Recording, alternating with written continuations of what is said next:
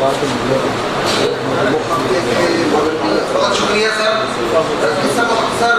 दो चीज़ें तमाम आला दिमाग और बुजुर्ग मौजूद हैं कि एक तो हमारी फैमिली में जो गरीब लोग हैं उनके लिए कोई सिस्टम बनाया जाए। जाहिर है कि इसमें तो दूसरे हाथ को भी पता न लगे, और दूसरा पहले भी वो धर्मपुर वाले सब मान चुके हैं कि बच्चियाँ बाहर जा रही हैं, बच्चे बाहर जा रहे हैं, ना सिर्फ टैलेंट बल्कि ये खून भी मिक्स हो रहा है।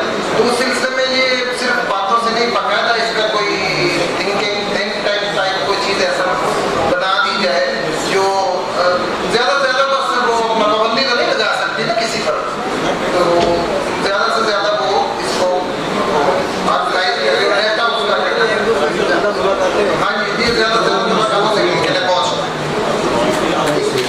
जी व्यूअर्स, अगर आपने अभी तक हमारा चैनल सब्सक्राइब नहीं किया तो सब्सक्राइब कीजिए और साथ में दिए गए घंटी के बटन को ज़रूर दबाइए ताकि अपडेट्स आपको बाकायदगी से मिलती रहें।